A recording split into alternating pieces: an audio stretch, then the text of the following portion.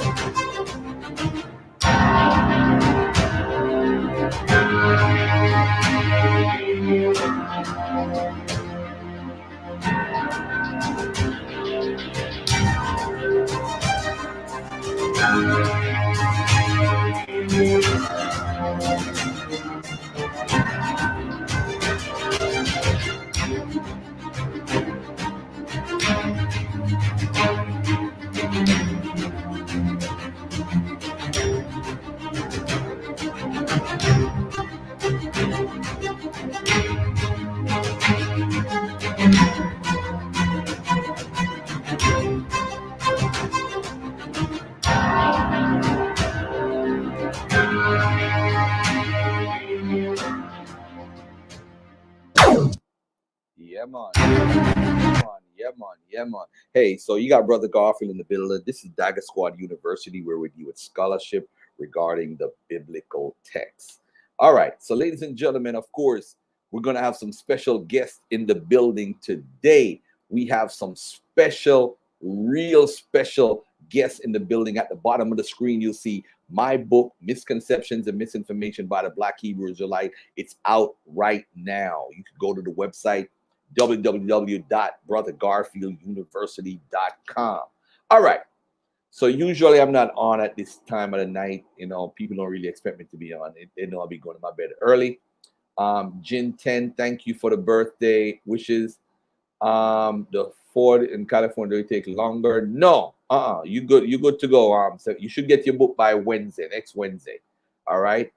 And anyone who pre-ordered the book, you need to confirm your current address. So if I don't want to sell a book and you don't live at the address anymore. All right. All right. Yeah, I do need to play my theme song too. Thanks for reminding me, family. Every good scholar and author have to have you gotta have a theme song.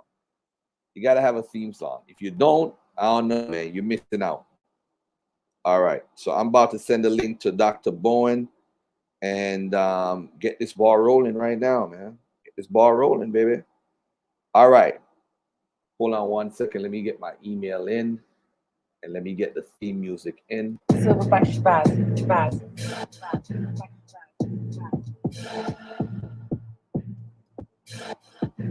Greetings, ladies and gentlemen, and welcome to the great. We have no connection to that region. We're not those people. We never were those people. Stop living a lie. So why are we playing this game? So you gonna get this work. Ladies and gentlemen, we need to get to the root of it. Come on, bro. Stop it.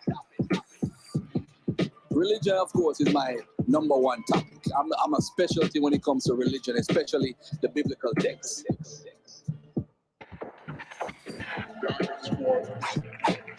Check out Sister Monica every Wednesday, Urban Economic Empowerment Program. I'm on the Dagger Squad YouTube channel. That book is the book that they use to enslave us and put us in the condition that we're in.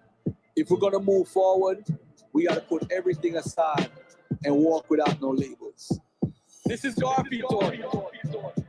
I remember the name. We coming for all of them. Come watch this for the scholarship. Garfield, Dagger Squad. Where the ultimate weapon is your mind. This is why they don't want to sit with me. This is why they run. Genuine scholarship. I'm going in. I'm going to set the tone. Dagger Squad. Is there no one else? You got your chance? Show and prove. Show and prove. Any more questions? Is there no one else? I'm here to free the minds of black people. I'll remember the name. Dagger Squad. We in the building. All right, ladies and gentlemen, I may have Dr. Maat in the building. I may have my brother Unc. I got Jacob Berman, who's going to be live streaming at the same time. Dr. Josh Bowen will be in the building shortly. Let me see who else I got. Who else I got? I just saw the link. Just saw somebody come in. I know Dr. Josh is here already. Oh man, everybody's bright and early, man. Bright and early. I hate these guys who are on time. I hate this. Can we be late sometimes for something, man? Come on. All right. Hey, peace and love to Dr. Josh and Jacob Berman in the building. We're gonna have some fun tonight. It's my birthday. We're gonna do a little target practice that you guys not used to. Hold on one second. Let me see. Dr. Richard Carey. That's who I forgot to send the link to. All right. So he's not gonna come on. I'm not sure he's gonna come on right now, but I know he's gonna come on because he had to leave his family at a certain time period. But of course, this is a birthday celebration. Dr. Josh, I'm thanking you again for coming on, taking the time out. You know, you're a busy man, you're a family man. So you know how that goes at this time. Yeah, I appreciate you having me. Happy birthday, Garfield. Thank you, man. I actually dropped from the sky. You know, I put a post up on Facebook that my parents had me in the Levant over 1,000 years ago. That was my post on my birthday. So shout out to my parents. I'm a 1,000-year-old baby. You know, after you reach 40, you stop counting your age. So hey, Dr. Josh, you have a book out right now that I haven't bought yet. I have to actually buy that book. And you dropped some serious information in there from what I've heard in your interviews. You want to talk about that a little bit before we get into anything? Yeah, sure. And as a side note, I've tried now 3 times to buy your book. And for some reason, the website keeps saying that it doesn't ship to my address. So I have to get up with you about that. But all right. Yeah, Megan just put the finishing touches, I guess, about a month ago now, on publishing the Atheist Handbook to the Old Testament, Volume 1. And it's sort of, I guess it's the culmination of work that I've done here online for the last 2 years. But it gives, background information to the Old Testament in general, talking about the narrative of the text. So what the Old Testament story is, what the Hebrew Bible is trying to tell, and then it goes into a whole chapter about the history of the ancient Near East. So, from about 3000 to 300 BCE to sort of set everything in place. Then I've got a chapter on archaeology, where I talk about how archaeology works. Then going through the history of biblical archaeology in particular. And then I have 2 test cases to show how archaeology can help us, talking about the Canaanites and the Philistines. Beautiful. And then there are 4 chapters that make up the second half of the book, which are hot button issues that atheists and Christian apologists argue over all the time. One is, did Moses write the Pentateuch? Then there's the dating of the book of Daniel. Then slavery, did the Old Testament and the New Testament endorse slavery? And then the 4th one is the prophecy against Tyre in Ezekiel 26. Okay. You wrote down something on a video. What's his name? Aidan Dershowitz, about homosexuality in the Bible, and that pretty much actually was going to add that to my book, but I'll leave that for volume 2. I actually wrote a whole thing about it, but I said, oh man, if I had that, they're gonna definitely be looking for me.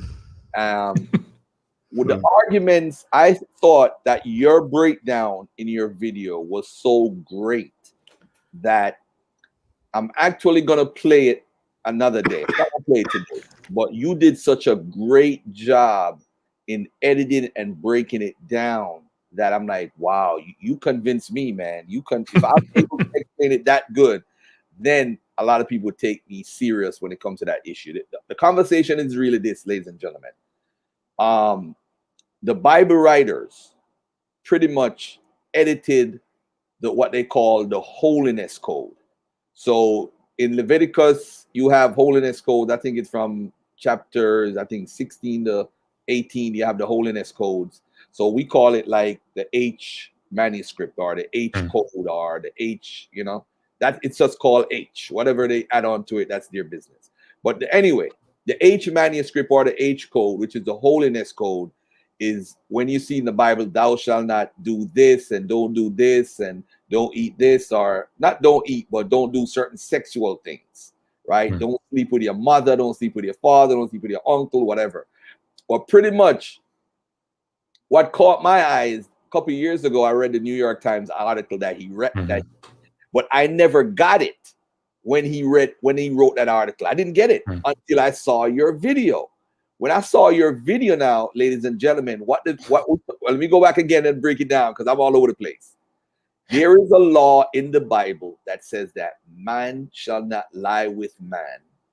And if you lie with a man, you shall be put to death. That's, I think, Leviticus 20:13, Leviticus 18:12 or 17 says something different as far as you shall not sleep with a man and so forth. But earlier in the holiness code, it says there was a specific verse that is shown to be edited. And this is where the convincing part of the argument is.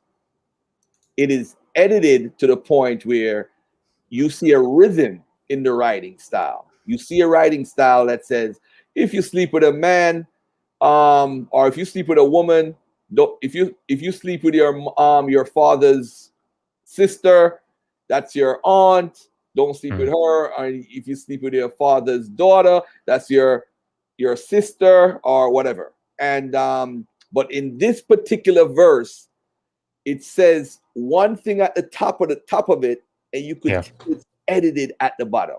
Can you talk about it and make it clearer for the people who won't pay attention to my Jamaican accent?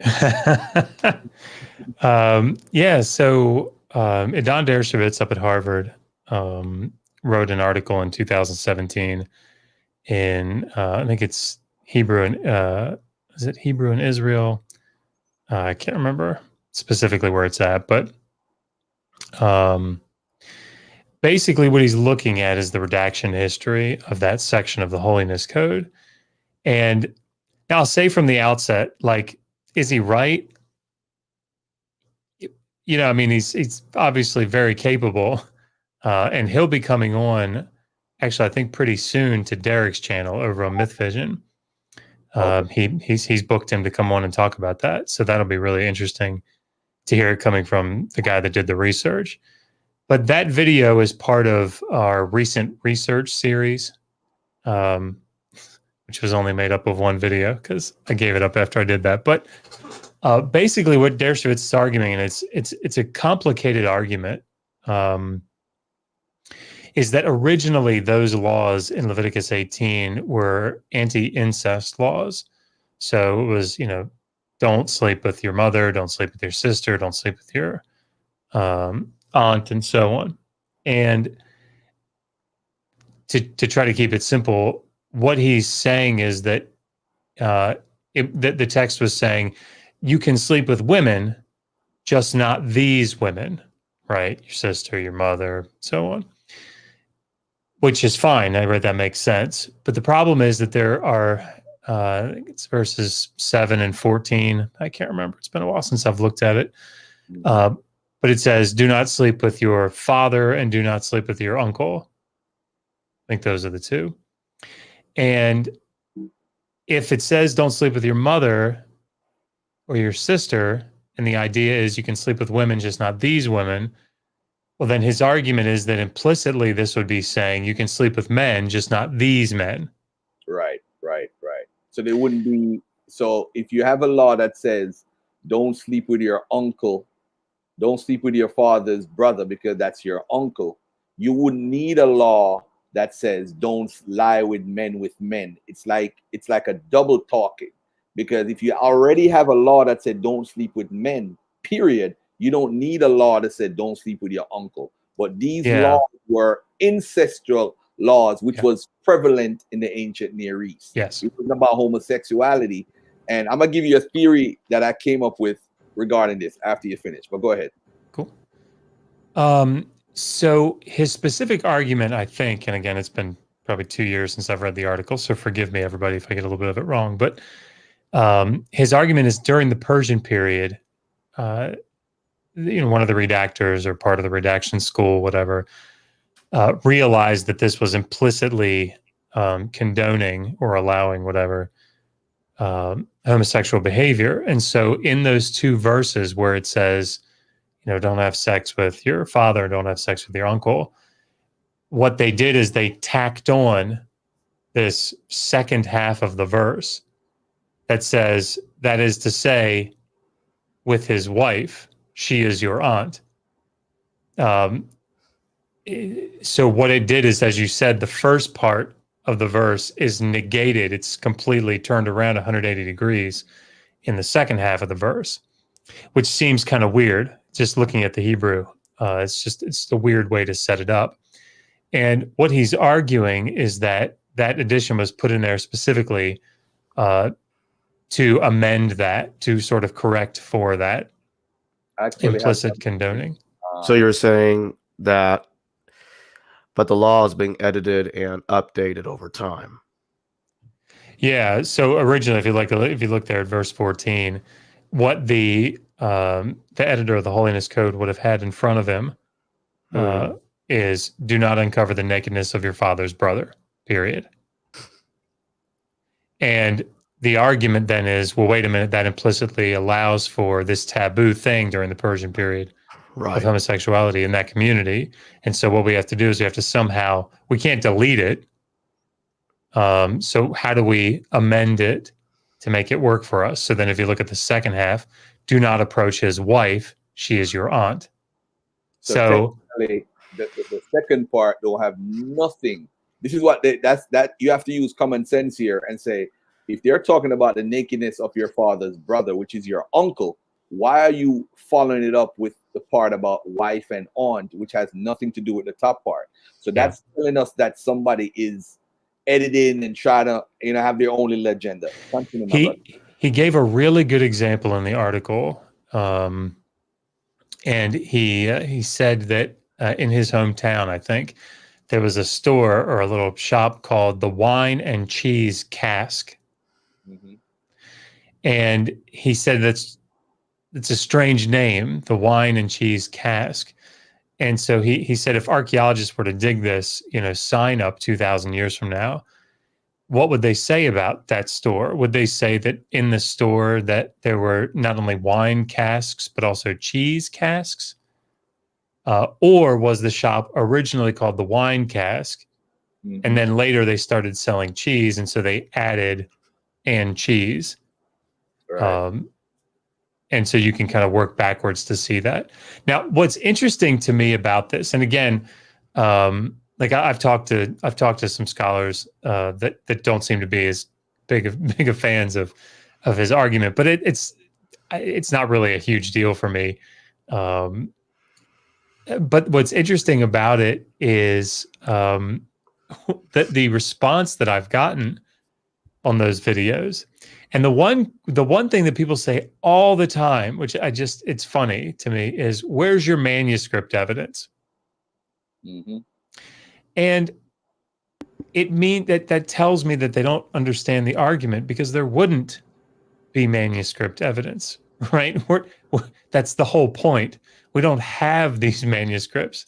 The earliest stuff that we have, comes from, at the early 2nd century, maybe late 3rd century or something. So we don't have these manuscripts. It's not like you're pulling up, a bunch of Sumerian tablets or Akkadian tablets, and you can, make a score of the 86 different versions or the 86 different manuscripts of the praise hymn to Shulgi.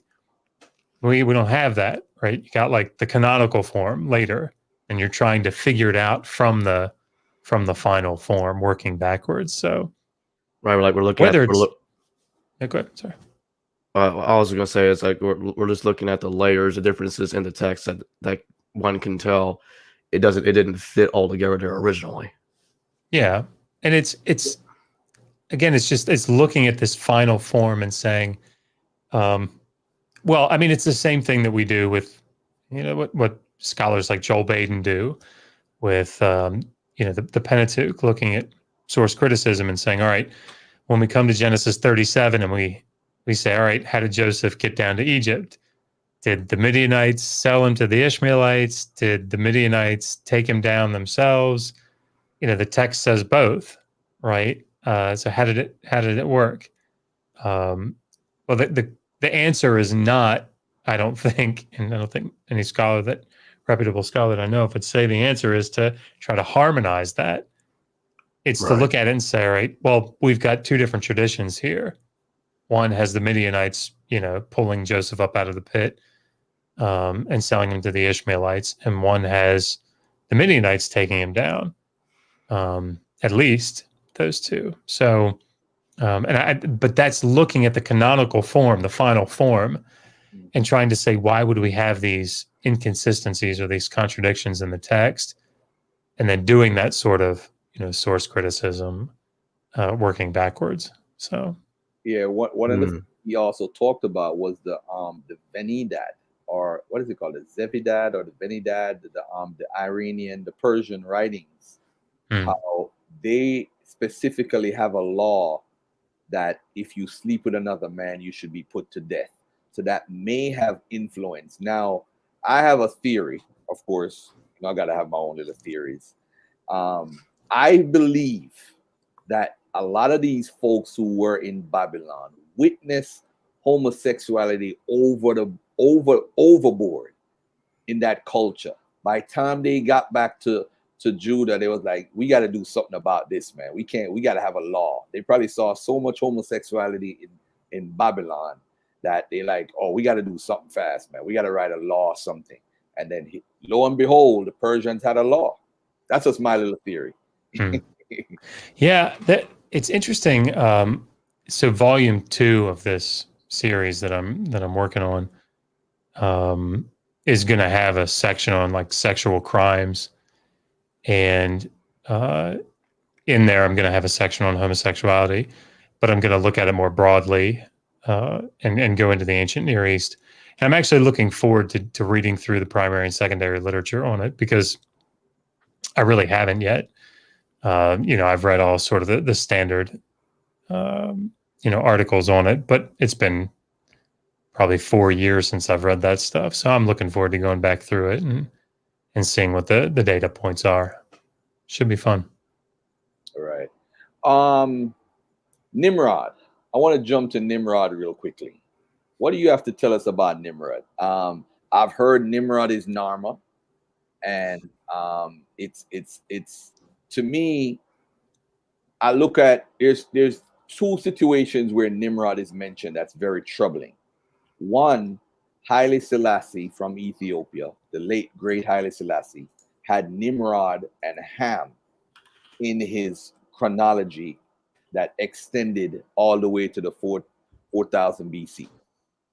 He actually made, he says before the Tower of Babel and after the Tower of Babel, and he was interested because Ham is actually a grandson of Nimrod, instead of Nimrod being a grandson of Ham or something to that effect. He actually changed it around and made the chronology his own.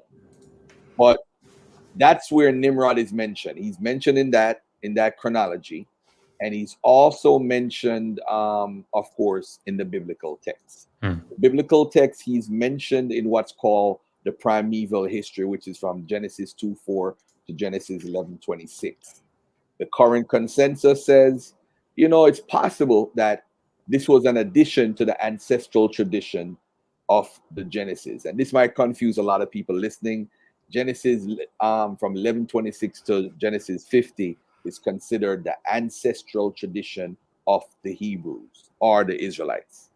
And Genesis 2:4 to 11:26 is called the primeval history. It's like an introduction to where the people came from, who they are, and so forth. So now Nimrod is only mentioned in the Bible in the primeval history. No one knows. I haven't met anybody that said, hey, you know what, that's Nimrod. I've heard theories, he's from Ninarta, and heard all type of different things. This is why Nimrod is the place in Assyria with the U, and all this different stuff. What is this? And then we know Narma is the first king of the United Kingdom of Egypt, or Kemet, ancient Kemet. So now Nimrod would have to actually line up chronologically with Narma first of all for it to even make sense. And Narma comes before even Ham. Narma is before the flood time period. So it really don't make any sense. But what do you have to add to this? Well, so as I always say, like, this is not my area of specialization. If people are interested in reading a really good summary of this, I think Peter Machinist has one in his in that Anchor Bible Dictionary, that 1993 Anchor Bible Dictionary. It's pretty good. But it's been a little bit since I've read it, but I'll try to dig it back out of my head. So yes, there seems to be sort of two main ideas that people play around with, because in Genesis 10 there's so much such a connection between Nimrod and Babylonia and Assyria. That's sort of where we look for this. So the fact that Cush comes into play, I think, and again, I'm just pulling this from my memory, it's connected to the Kassites. So Kassite Babylonia, right in the middle of the second millennium BCE. And so you have Tukulti-Ninurta the first, who is a pretty major figure in, again, the second half of the second millennium. He conquers, who is it, Kashtiliashu the fourth, I think. But the point is that if Nimrod and Ninurta are connected, etymologically or whatever, if there's a connection there, then is it Tukulti-Ninurta the first? Is it this whole Kassite connection? That's one option. I think that Machinist, I'm hoping I'm not getting this wrong. I think Machinist goes into the connections that we see to the first millennium. I don't remember specifically what they are, but it's in some of the names. I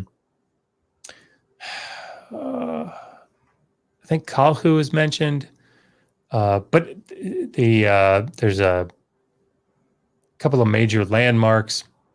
But at any rate, they seem to fit very well in like an 8th, 7th century BCE time frame, or later. And the fact that in the text, I think in Genesis, Nimrod takes Babylonia, those Babylonian areas first, and then goes and takes an Assyrian, right? Goes north. That this seems to maybe fit with the Neo-Babylonian Empire and the Neo-Babylonian takeover. But I remember at the end of that article, Peter Machinist's article, it's sort of like, getting it precise like that, it's kind of tough. There's probably, some confused memory involved with the author, with the writer in Genesis. Again, it's trying to throw things into the distant past. So, I mean, I've told you more than I understand. I remember that there was another author, Yigal Levin, that suggested that Naram Sin, the grandson of Sargon of Akkad, was Nimrod as well. Nimrod is a faint memory of that particular king. Yeah, I mean, I guess I guess I could see that. Yeah, I guess I could see that being the case. There is a connection, I think, in the secondary literature to Sargon. Hmm. But I'd have to do a lot more reading on it to say anything really intelligible or intelligent about it. Unfortunately. But yeah, Naram Sin. I mean, obviously, Naram Sin was incredibly important in the Old Akkadian period. Yeah. So his administrative reforms, and of course, that memory. I mean, Naram Sin is one of those. If that's it, if there is a connection there, certainly he's a king that's remembered long after he dies. At first for good, and then later for bad, all the way down into, Akkadian texts down into the first millennium. Naram Sin is, originally he's the one that does it all wrong in the Curse of Agaday, and then, later he's the one that goes against the signs given by the gods, and Right. it's just what he does. So his memories and stories about Naram Sin carry through. So, All right. Naram Sin was around what time period? That was around 2100 BCE. Just about. Naram Sin. Yeah. Yeah, he's 23 something, 2340 maybe. If I remember that, I'm very proud of myself. Because you have the Or3 period starting in what, 2021, right around 2100 down to 2000, very roughly. From what I'm seeing here, he lived around the 22nd century BCE. Okay.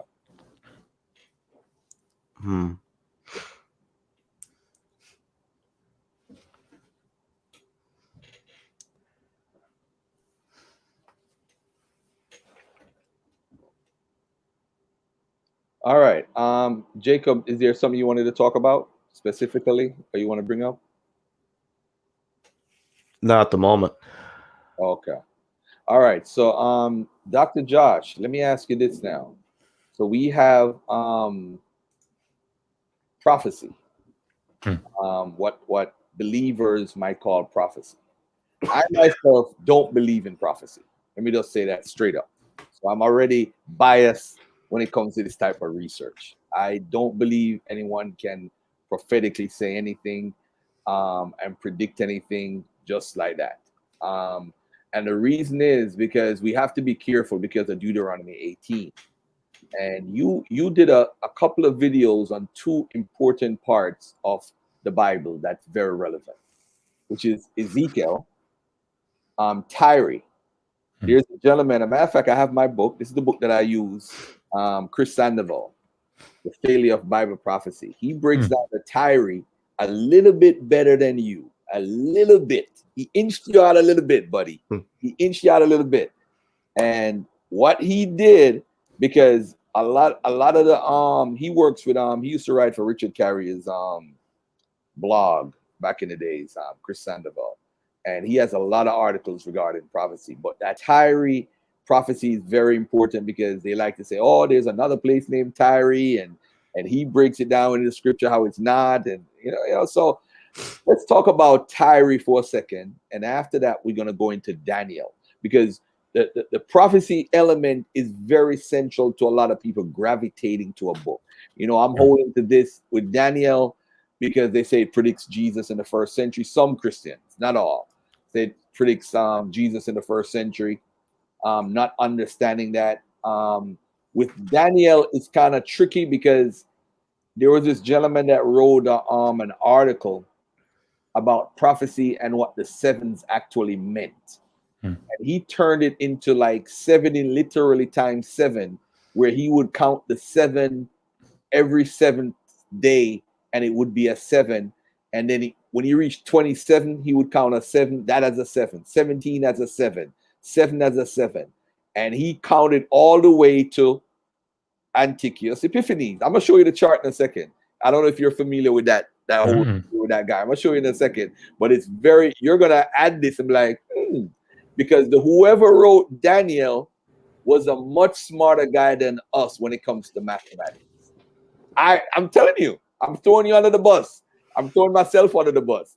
Whoever wrote Daniel knew mathematics. They knew math. But go ahead and talk about Tyree first, and then we get into Daniel. So actually, this one I'm excited about because the video that I have up on our channel about Tyre is specifically a response to a set of propositions from Mike Winger. So in the chapter that it's chapter 7, I think, of the new book, I went a lot deeper. And so bringing in a lot of, the Neo-Assyrian kings and what the Neo-Assyrian kings did, bringing in it's a lot more broad in its scope, and it gets into the literary structure of Ezekiel 26, into the book itself. So actually, I'm excited about what I was able to bring to the chapter. So hopefully it'll be even better than the videos. But the big thing about Ezekiel 26 is that it's one of these prophecies. I always say that I'm surprised when Christian apologists bring it out, because it's one that just so clearly doesn't work, right? I mean, so Ezekiel 26 is part of the oracles against the nations. It's a very common, motif that the prophets use. And the ones against Tyre in Ezekiel 26, 27, and 28 are pretty lengthy. And in 26, he calls for the total destruction of the island city of Tyre, to the point that it would be scraped clean and be a bare rock, which is what the name Tyre means. Tyre is like a type of rock. And so that's what it would be. It would be scraped clean by Nebuchadnezzar. And Nebuchadnezzar is the one that's supposed to do it. There's just no question about it. And it's part of what I get into in the chapter, is showing the literary structure and how, section A connects to section B, how the Hebrew, makes those connections and so on. And then if you're not convinced by that, like, there are Christian apologists who say, oh, well, it talks about many nations are going to come up against Tyre. And so, Neo-Babylonian Empire, Nebuchadnezzar, that just would have been one nation. So that leaves Alexander the Great to come, or even more. No. And so we go into that in a fair amount of detail about what that phrase "many nations" means. But if you're not convinced by that, if you go to chapter 29, 15 years later, according to chapter 29, that oracle is Ezekiel gets this revelation, and it's, oh, well, that didn't work, right? I mean, he says it like Nebuchadnezzar, every shoulder was rubbed bare and every head was made bald from carrying these siege baskets, most likely. And Nebuchadnezzar got no wages for his efforts, and so God is going to give him Egypt, as payment, which of course he didn't get either. It's another failed prophecy. But the problem that I think Christian apologists face, particularly here on social media, is that there aren't biblical scholars, like serious biblical scholars, even evangelical biblical scholars, that agree with their position. And if you read people like Chris Udd, or you read Robert Chisholm, they both have articles out that very clearly say, yeah, okay, Nebuchadnezzar was supposed to be the one that took Tyre, and he didn't. But prophecy is contingent, right? That's their argument. Sure, it failed, right, on its face. But really what we don't understand is that just like, Jonah with Nineveh, and how Nineveh was told, if you repent, in 40 days, Nineveh is going to be destroyed, repent, and the people did. And so God turned from destroying them. Well, that must be the case at Tyre as well. That's their argument, which of course I don't think is correct. But even evangelical biblical scholars don't think that there's some like later group of nations or something that's supposed to take Tyre. They say, no, this was a contingent prophecy, right? So we go into all that.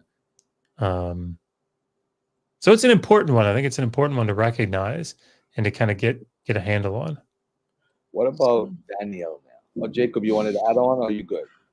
Yeah, I want to bring some up. I don't know if I'm pronouncing this guy's name right, but Rainy Duswad. I think this guy lived around 1941. He brought up parallels between Daniel, Daniel, father of Akkad, in the Epic of Akkad, and this, I think he postulated the idea that the Old Testament's Daniel character is some sort of anachronistic form of the cultural hero of Daniel from the 14th century BCE. What are your thoughts on that? From Ugarit. Mm-hmm. Yeah, Ugaritic 10L. Yeah, I mean, there's a lot that I guess goes into etymological derivation of those. So, but yeah, I mean, there's the Ugaritic Denal, and there's certainly, that's certainly a possibility. I don't. It's interesting. I don't spend a lot of time on that, primarily because I don't think, not that it doesn't matter, but in the scope of looking at, does the prophecy, or is this prophecy, or is this prophecy ex eventu? That doesn't, in my opinion, it doesn't factor in so much. It is interesting. It's an interesting question where that figure comes from. Because if you think about, how in the biblical text, how Daniel's portrayed, he's set alongside Noah, so anyway, it's just, it's an interesting and complicated question. But I do want to say, like, I'm very skeptical about the whole numbers thing that you're talking about, Garfield. The reason that I am is because however good he might be with numbers, it would all seem to hinge, for me, if I understood what you said, it would all have to hinge on him knowing when to start it. Right, when to start it. And the problem that I see in the book of Daniel is that he gets so much early history wrong. Yeah. That's whoa, you're so right. How is it someone who lived in that time period would make so many errors? That's and a lot of people don't look at that. I mean, the regular person that read the book, they don't really look into all that stuff. But that was one of the things that bothered me studying Daniel, because even in Nabonidus' prayer that they found in the Dead Sea Scrolls, they found out, and this other guy, his name slips me right now. He said one of the problems, possibly, because I'm not a linguist, is that Nebuchadnezzar's name and Nabonidus is probably kind of similar when you're writing it, but it's not completely similar. So maybe somebody who's copying made an error. This was from a Mormon website. So I tend to think, and I go into this in the Daniel chapter, but I tend to think, and I think most scholars would probably go this way. I tend to think that there are, so Nabonidus, if for anybody that doesn't know, Nabonidus was the last king of the Neo-Babylonian Empire, and he did some just bizarre stuff, right, when he was ruling. And the thing that he's probably best known for is that what I think in his third regnal year, he leaves Babylonia. 10 years, right? And he goes off for 10 years to Tema, this oasis. And he leaves his son, Belshazzar, right? Belshazzar, as like a co-regent over Babylon, though, only over Babylon. Yeah, I mean, if people are interested in this, Boyo has a 1989 publication, and every name of every book slips my mind. But he's talking about Nabonidus, and what he does is one of the things that he does is he looks through all of the textual evidence that we have in cuneiform for Nabonidus, including royal inscriptions and administrative texts and so on. And he's basically reconstructing what we can say historically about the time of his reign. And a couple things that are important about that is that Nabonidus leaves, and it pisses off the Marduk priesthood, because the Marduk priesthood, of course, needs Nabonidus to be there to celebrate the annual Akitu festival. And if he's not there, the festival can't go on, and the cultic calendar just gets screwed up. And so, it's messier than that, but it does seem like there's this memory, this tradition that carries on about Nabonidus. And what I think happens in the book of Daniel is that, because this happens in a couple of different places, I think it happens with the figure of Darius. So, Darius the Great gets sort of mingled up and appears as this Darius the Mede. But you seem to have this sort of conflation of people and certain characteristics or memories about a particular character get transferred to another one. So you mentioned the prayer of Nabonidus. Well, we know that Nabonidus is the one that is supposed to have undergone this illness, but that memory somehow gets transferred to Nebuchadnezzar. And now I think it was Carol Newsom that suggested, amongst other people probably, but in her 2014 commentary, that Nebuchadnezzar is the one that plundered the temple of its its vessels and sort of profaned the temple in that way. And Belshazzar is the one who utilizes those vessels and profanes them in Babylon. And so, this is why we see this connection between these two, Belshazzar and Nebuchadnezzar. And of course, the problem that everybody picks up on is, Daniel 5 says that Belshazzar is Nebuchadnezzar's son. Right. Nebuchadnezzar is Belshazzar's father, which of course we know is not the case. And so that's when you start to see sort of the apologetic tap dancing going on. Well, now, wait a minute. He could be that he's his grandfather, because in Semitic, father can also mean grandfather. Well, that's true, but he wasn't his grandfather either. Well, no, but it's possible that because Neriglissar married one of Nebuchadnezzar's daughter, and Nabonidus was like in the court, maybe he married one of Nebuchadnezzar's daughters. Okay. Yeah. I mean, like, maybe. Yeah, that's a lot of tap dancing. Yeah. Is that possible? Is it? I guess. Sorry, go ahead. It is. Is it true that there was a liver reading with Nabonidus, and they told him he had to leave the country or he wouldn't get a blessing? Is that true? I think I read that years ago. That it was a liver, because they used to do the liver reading and the prophecy and the seers and all that stuff. And so they had his liver reading and told him he had to leave, because when he went to Temna, he actually built up like a little mini empire when he was in Arabia. So, I mean, I don't know how true that is. I'd be very skeptical of it. Part of what we know, and this is one of the things that Boyo does in his reconstruction, is you can see Nabonidus, his worship practices shift. So, the other big thing that he does that pisses off the Marduk priesthood is he elevates sin, the Sumerian Nana, over Marduk, and particularly by the end of his reign. And so a couple of things make me very skeptical about something like that. One, whenever there is an omen that,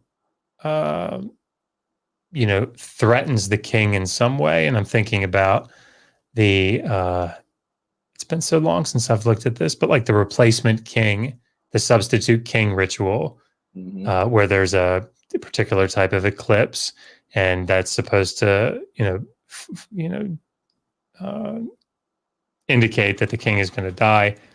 And so they have a substitute king sort of set in place, and he gets his own, queen and everything. And then they're both ritually killed at the end. It just kind of sucks for them. But they don't just leave it empty, right? They don't just leave the throne empty. And I struggle with thinking that the priesthood would, or that people in his administration would call for him to leave, and the priesthood would be really pissed at him at the same time. That seems, I guess I could think about that a little bit more. But that seems odd to me. It just seems like he wanted to worship sin. That's what he wanted to do, and he was just kind of a quirky guy. That's a little simplistic, but by the time he came back, I mean, he had definitely renovated and changed up how worship was going to go. Right. So Another thing with Nabonidus that I read was he wasn't of the royalty line, like Nebuchadnezzar's line. So he was like an outsider who actually shouldn't even have been a king. But he came in, and obviously he made changes, because another source you could use to prove that is actually the Cyrus Cylinder, which talks about the way how it's written and how it correlates with the book of Isaiah, like chapter 45. And, it talks about this guy coming to save them, like he's the Messiah, Prince of Peace. And he's the same type of writing style in Isaiah, showing that, probably from a common source or a common influence. But the problem is in the Cyrus Cylinder, if I remember correctly, I'm pretty sure it says that Cyrus accredited his victory to Marduk, whereas Isaiah says, "Oh, it was Yahweh." Cyrus was honoring Yahweh. That's fine, though. That's in line, because the Persians, as I always tell people, my favorite god in history. If there's a real god like Ahura Mazda, he's the best god in history. I don't care what nobody says. Ahura Mazda allows you to worship your god as if you're worshiping Ahura Mazda. Do you get what I'm saying? So you're worshiping Yahweh. So if you notice, there's a lot of changes with Yahweh when the Persians take over. So you could worship your Yahweh. I'm gonna respect the God of the land, but you're gonna worship him like he's actually Ahura Mazda. Yeah. So Cyrus, that's why you see Marduk in Babylon, and you see Yahweh in Judah. He respects the name of the God of the land.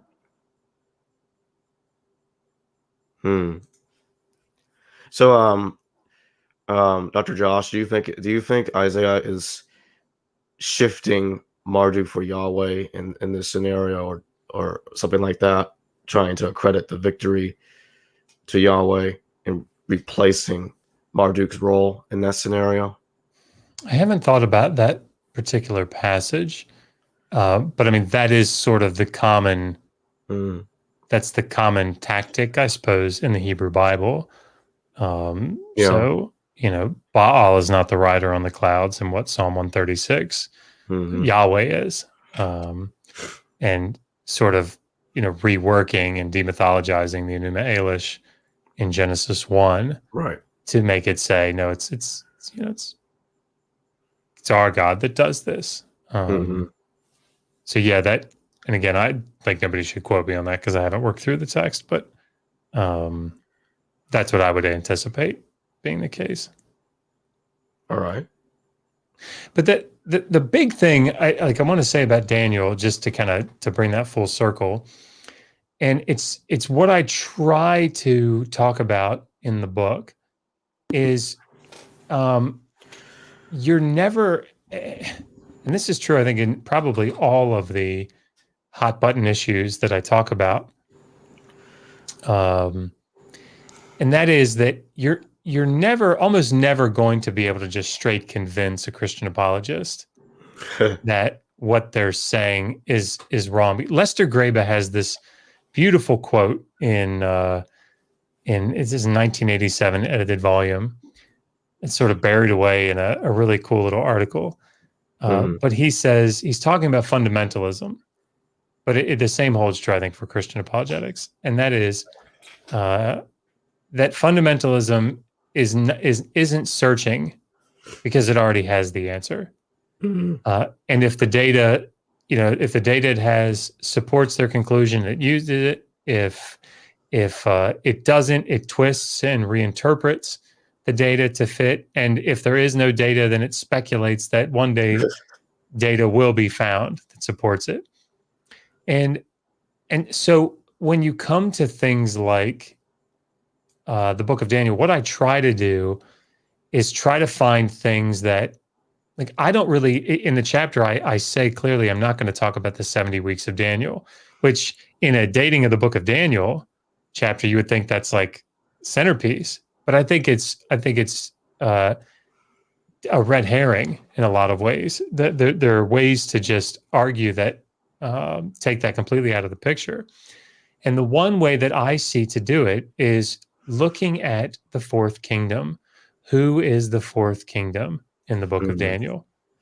And if you can identify who the fourth kingdom is, you're done, right? Because after the fourth kingdom, the kingdom of God comes. And each and every time in 2 of the 4 chapters, it is explicitly stated that it's Greece. Like, there's just no question that it's one of the things that's just as clear as day that it's Greece. Hey, and Dr. Josh, one second. oh, sure, yeah.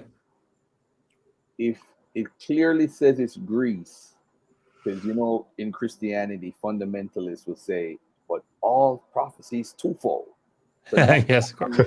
hearing that the 10 horns or the 10 kings is referring to the European Union and it's today. And can you give us those scriptures if you have them offhand? But where it mentions Greece explicitly mentions. Yeah, Greece. Do you have it in your head? So I could put it on the screen. I don't remember them all. The one's in chapter 8 and one's in chapter 12, I think. I don't remember them off the top of my head, which one specifically. But I mean, it's in the interpretation section of the vision. So, just he gets the vision, or he gets, shown something, or he has a dream, and then there's always the interpretation of it. But the big thing I think that stands out is there's no question, like in the first century, first and second century, you and later you get reinterpretations of the book of Daniel, right? In Second Esdras. I'm sorry. It says, I think Daniel 8:20, the ram which thou sawest having 2 horns are the kings of Media and Persia, which is Media and Persia. And the rough goat is the king of Grecia. And the great horn that is between his eyes is the first king. Yep. Wow. And if the big thing is, if you go down to chapters 10 and 11, particularly in 11, like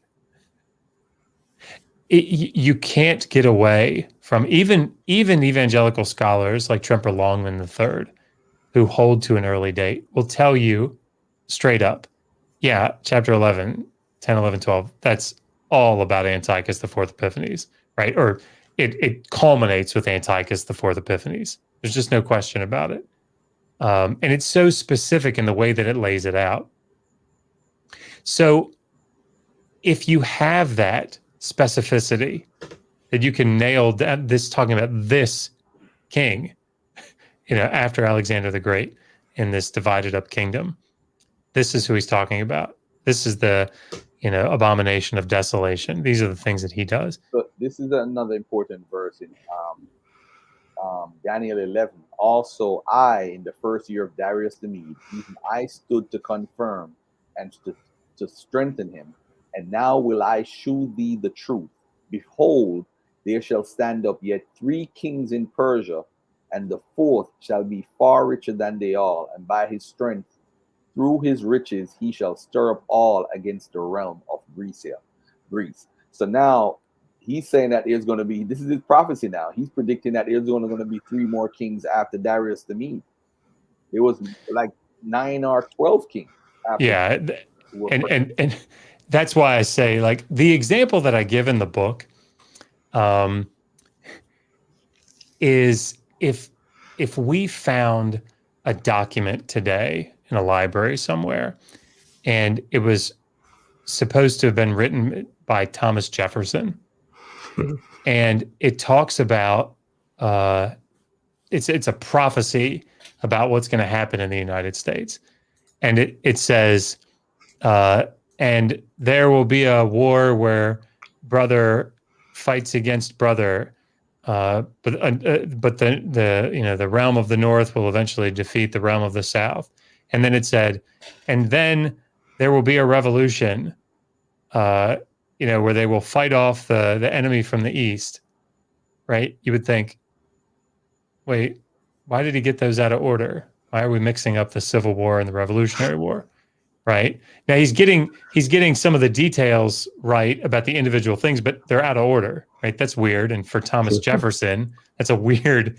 He probably shouldn't get that one wrong. Right? But then if it said later on,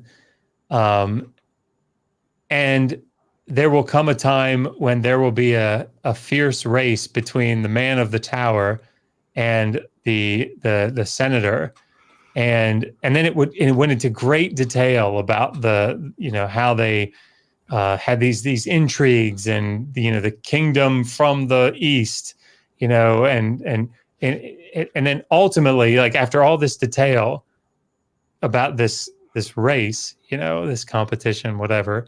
It said, but fear not, people of America, for our God will not allow the man of the tower to rule over you or something, right? Ending in that type of a prophecy. We'd be able to say, well, wait a minute. Okay. So Thomas Jefferson didn't write this, right? This is written by somebody in the 2016 presidential race, right? And we can be more specific about it. We can say that because Thomas Jefferson wouldn't get the Revolutionary War and the Civil War out of order, right? But more than that, it was really general back here. But man, during this period of the race, there's all this detail and it's all incredibly precise. But right here, it has an actual prophecy that's wrong, because it says he will not be able to win over the senator from New York. And so we would then date that to sometime in the middle of 2016, before the race had actually concluded. And we could do that with reasonable certainty. That's what's going on in the book of Daniel. And if you look back at the early prophecies, when Daniel's supposed to be alive, you get all kinds of weird little stuff wrong, right? Things are out of order. It's the wrong person. It's weird. And they're not terribly detailed. But then you get down to chapters 10 through 12, and it's, oh my God, it's like, the king of the north will move against the king of the south, and there will be a marriage that takes place, and she will go up to the north, but then there will be intrigue. I mean, it's like all these details. And then right at like verse 40, I think, or 35, it's like there's an actual genuine prophecy, and it's wrong. So that's why scholars state it. Show you this real quick before you go, because I know you got to do your whole family thing. Oh gosh. I know. Sorry. I got to remind you. Appreciate it. He says in the article, now, since I claim the 77s were meant to point at 167 BCE, the year of the unsuccessful resistance, as per parallel passage 11, Daniel 11:31 to 35a. Following the desecration of the temple in November-December 168, I have to demonstrate, do I never heard or read about the following numerical scheme. It's hard to believe that it has not been discovered, or is there a cover-up? No tricks, no shorten, overlap, or remove years. And from the issuing of the decree to restore and rebuild the temple, rebuild Jerusalem, Daniel 9:25, Ezra 1:1-2, and Isaiah 44-28 as the starting point. Here it goes.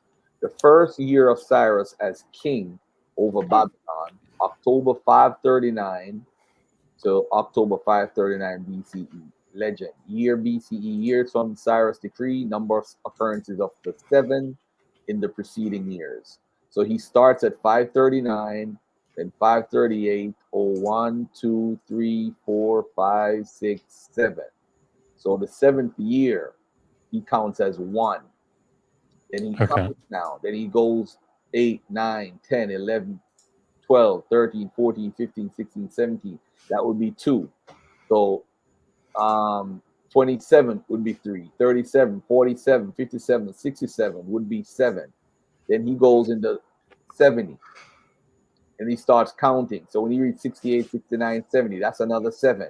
So he's counting all the 7s, and he ends up at 1 69, which is the 167 BC. So here we are, the mystery is over. The abomination and desolation of early December 168 BCE would have occurred within the last 7 year of the 77s, assuming the alleged Cyrus decree was believed issued days late October to early November 539 BC after the Congress of Babylon. Interesting. Yeah, very interesting. Very interesting. Never seen it before, but hey. Hmm. Mhm. All right. I'm gonna let you go, Josh, because I don't want your wife to call me or text me. I'll let you go.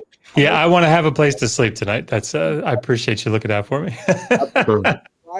Happy life. All right. That's right. Well, happy birthday, Garfield. And hey, I'll get up with you about how to Yeah. get that book because we'll have to figure out that website. Yeah, definitely. All right. Thank you, man. All right. Appreciate you for coming on and taking the time out. Of course. All Take right. care. Bye bye. All right, ladies and gentlemen, that was Dr. Josh Bowen. I'm here with Jacob Berman. Jacob, you had some stuff you wanted to add on? No, not at the moment. No, I think I'm good.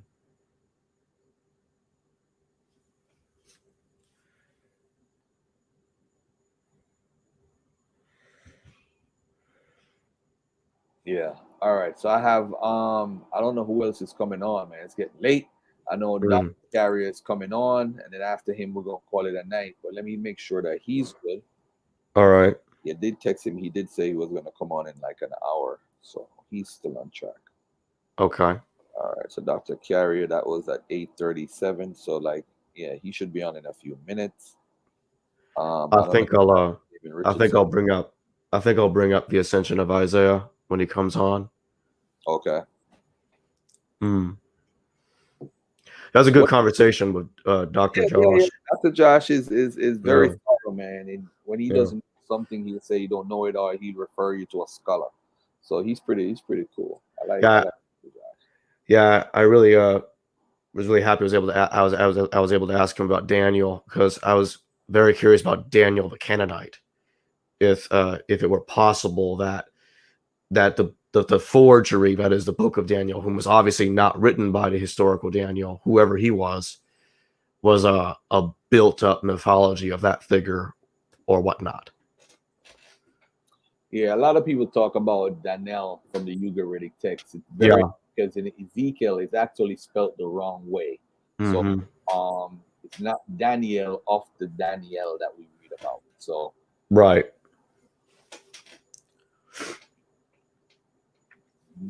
So yeah, so that's a very interesting thought. Hold on 1 second, my buddy. Let me get this commercial in real quick. Okay.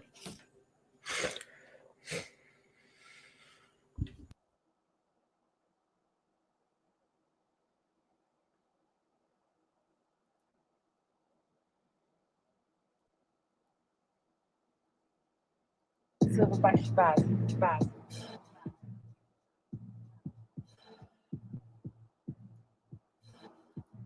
Greetings, ladies and gentlemen, and welcome to the great. We have no connection to that region. We are not those people. We never were those people. So why are we playing this game? So you gonna get this work. Ladies and gentlemen, we need to get to the root of it. Come on, bro. Stop it. Religion, of course, is my number one topic. I'm a specialty when it comes to religion, especially the biblical texts.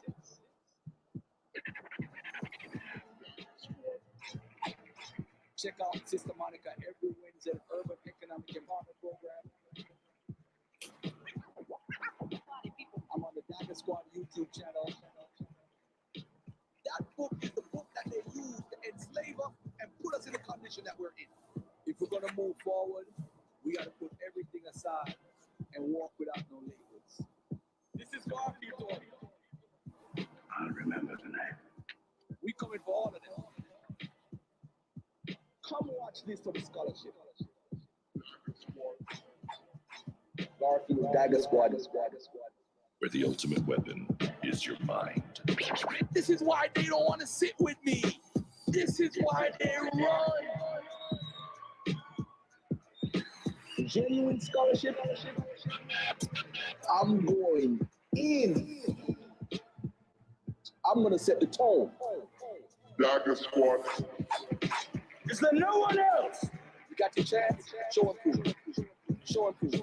Any more questions? Is there no one else? I'm here to free the minds of black people. I'll remember the name. Dagger Squad.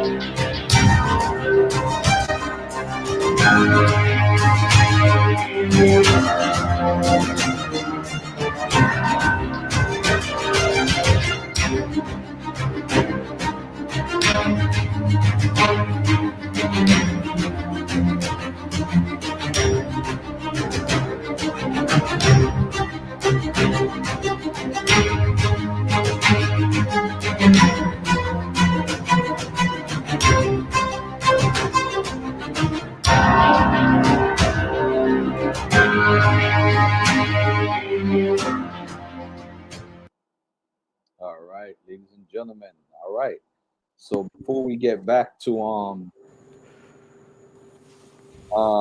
I want to read something from the actual book. I have a part on page 63 that talks about only 6 tribes participate in Exodus, wandering, and conquest narratives. And this was I took this information from Gary Rensburg. Everybody know Gary Rensburg is a believer in the Bible and all that good stuff. He brought up a very good argument.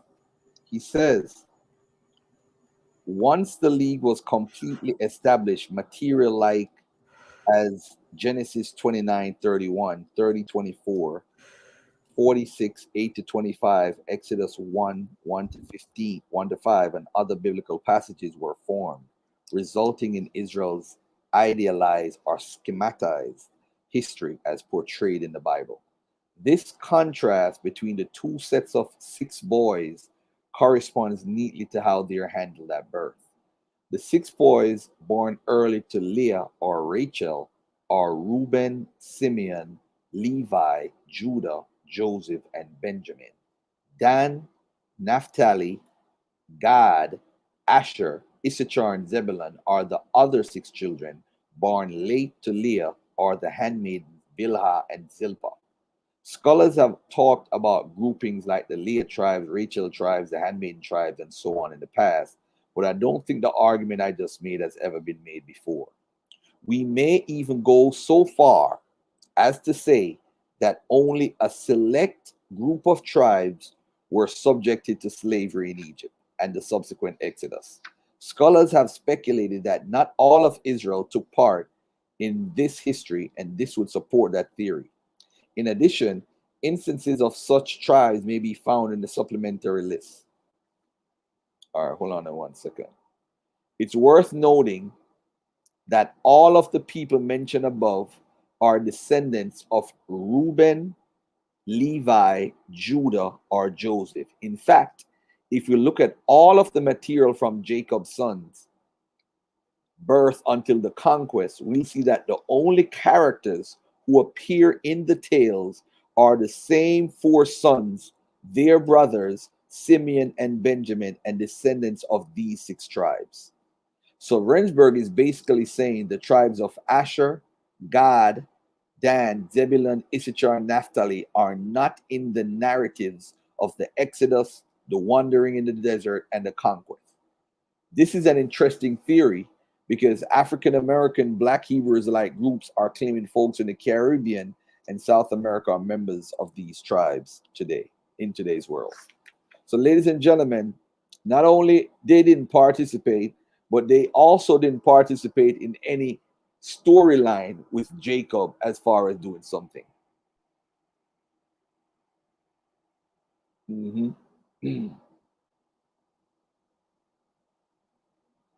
All right, ladies and gentlemen.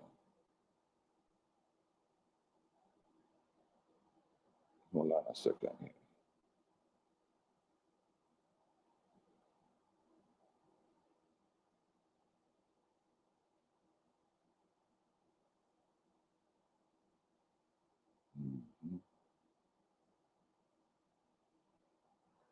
All right. So, yeah, so pretty much the 6 tribes that Gary Rensburg pointed out. And if you look, there's a website that I hold on, let me find this website real quickly here. It's a very good website when you're studying the actual scripture. And this website shows you like what these tribes did and when they did it. Hold on, let me find this website real quickly for the family.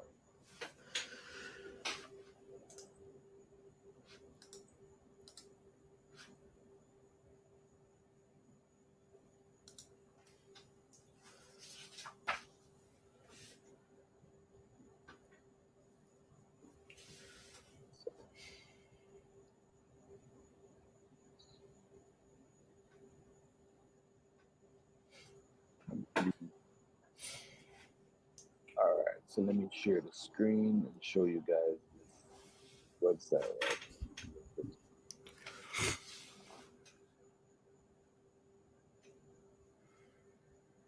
All right, so the website is called complete-bible-genealogy.com.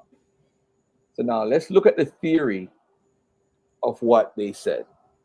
So let's look at a tribe like a tribe of God. And if you look at in the Exodus, you notice you only see one scripture. The only scripture you see God in is when you talk about, now these are the names of the children of Israel at the beginning, which is something that was probably more than likely added on later on. So you see that at the beginning, but for the rest of the verses regarding the Exodus, the wandering, and the conquest, you don't see the sons, the daughters, and for whatever God participating in the conquest, in the wandering. You don't see them participating at all. But you could use when you look at these different tribes. Again, if you look again, Exodus 1-3, mentioned when they mentioned in the 12 tribes. Look at Naphtali, the same thing, one time when they mentioned in the 12 tribes. Let's go to not Reuben, not Simeon, not Levi, not Judah. Let's go to Dan for a second. Let's go to Gad. Let's go to Asher. Let's go to Issachar, Zebulon. All these tribes, when you look at the Exodus, nope, they're not in the Exodus tradition. Yeah. But Gary Rensburg made a very good point.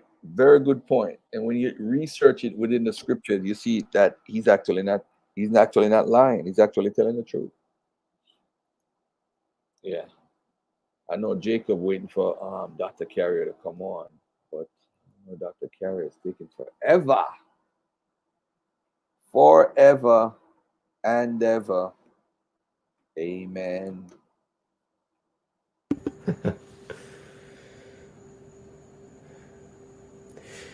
Has he messaged you at all? Yeah, he had messaged me like an hour ago. Oh. Well then.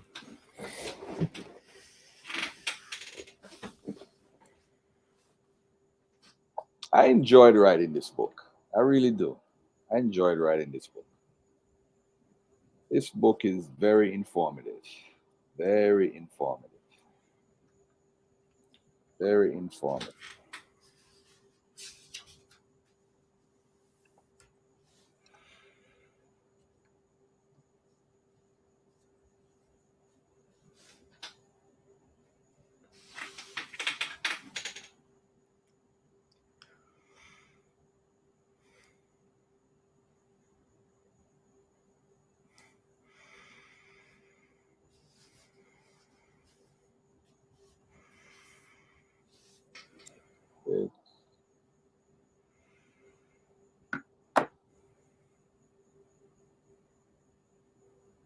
Garfield asked Jacob if he thinks the story of Jesus of the Bible could be based on the life of the Galilean.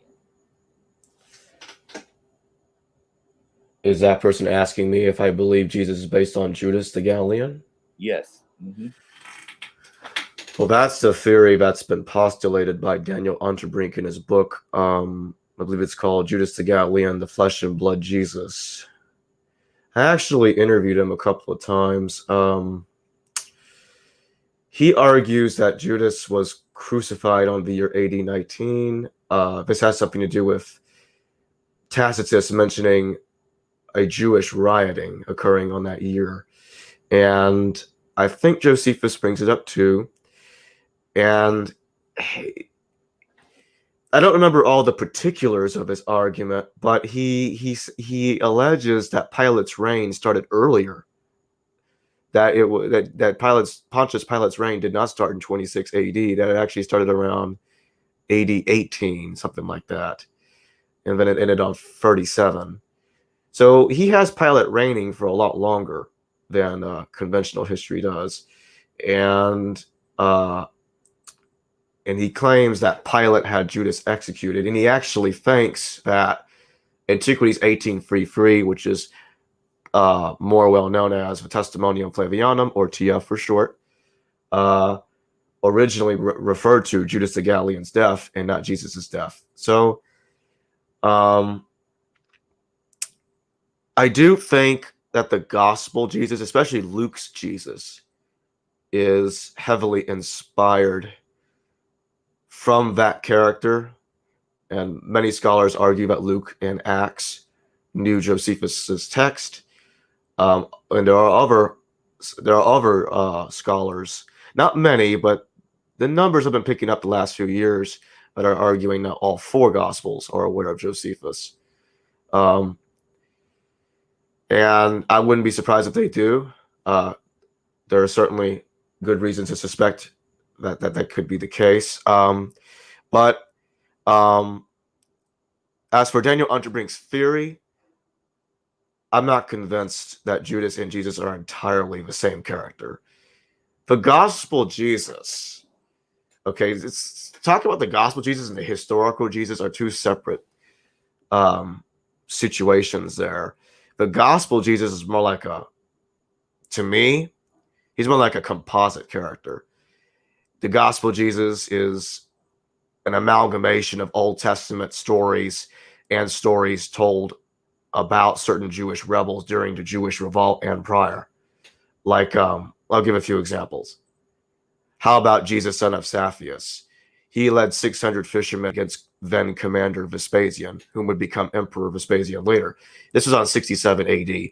He was leading them and Tiberius to fight Commander Vespasian. And then there's this brutal scene in Josephus' text in which Josephus mentions that Vespasian ordered the Romans to spear the Jews at the Sea of Galilee after that man called Jesus was defeated. So it's similar to the fisher of men scenario in the Gospels, and it's not really hard it's not hard to say that the fisher of men story could have been based on that. And how about another Jesus ben Ananus? That one's talked about a lot. He's brought before Governor Albinus on 63 AD because he says, doom is coming to Jerusalem, woe to Jerusalem, and the Jews are not happy with that, and so they take Jesus, they bring him before the governor, but then the Roman governor Albinus says, he's innocent, release him. Does that not sound like Jesus Barabbas in the Gospels? Because remember, two Jesuses were brought before Pilate. One got released, the other gets nailed, crucified. So the one that got released sounds a lot like Jesus ben Ananus to me, or Jesus son of Ananus, or Jesus son of Ananias, however you want to pronounce his father's name. And of course, then we have the Sicarii suicide, the mass suicide at Masada on 73 AD. Eleazar and his Sicarii forces committed mass suicide rather than be captured by the Romans. This obviously parallels Judas Iscariot, Sicarii Iscariot, committing suicide. So these are just some of the many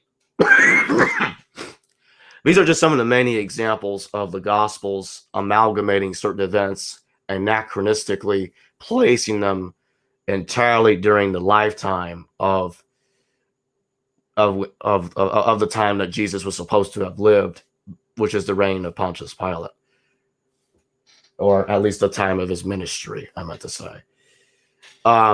Luke has Jesus being born on 6 AD, which is also the year Judas the Galilean rebels. So you can see how the gospel of Jesus is purposely being made, or maybe I should say likely being made to purposely parallel these different events, written that way. So there's a load of more examples than that I can go through. There's another one. How about Hugh Schoenfield? He wrote a book back on 1965. I think it's called The Passover something. Let me see if I can find out real quick. The Passover Plot. Yes, that's it. Hugh Schoenfield argued that Joseph of Arimathea is actually a mythologization of Josephus Flavius. And Josephus' autobiography, I think it's Life 44 or 47, somewhere around that area. That's an autobiography.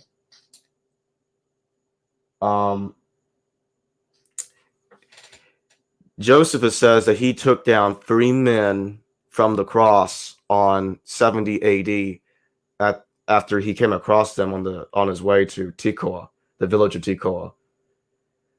And when he sees the 3 men, he recognizes them as his friends that he met a while back, and he runs to Commander Titus.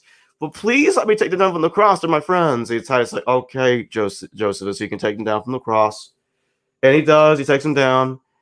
I'm like, and Hugh Schoenfield was like, oh wow, that sure sounds just like Joseph of Arimathea taking down Jesus from the cross, doesn't it? Begging Pilate for the body of Christ. I'm practically convinced of that argument. I mean, that is like powerful. I mean, wow, Joseph of Arimathea is a mythologized Josephus Flavius. I thought that was a powerful argument. I mean, it could be wrong, but I mean, even if they're not the same person in that sense, the fictional character is at least heavily inspired from Josephus Flavius, or Josephus, how you want to pronounce his name. And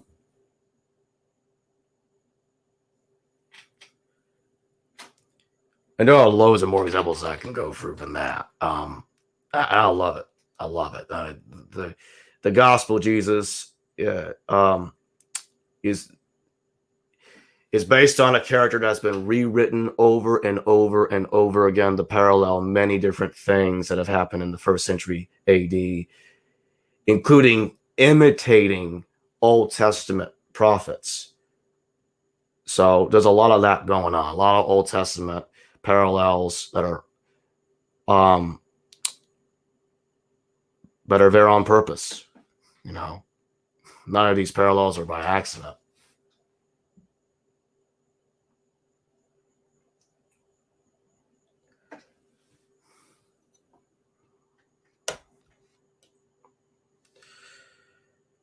Send Dr. Carrier the link.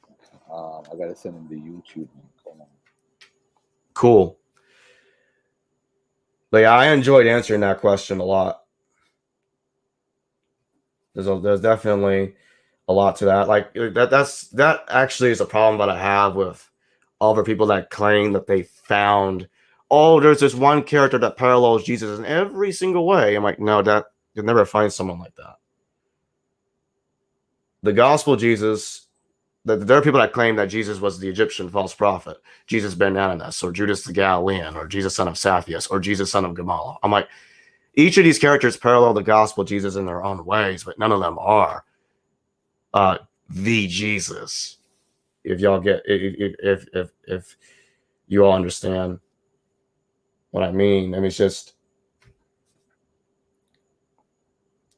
just the way it is. The earliest Christian text we have is Paul's authentic letters, and well, let's just say they lack most of these details.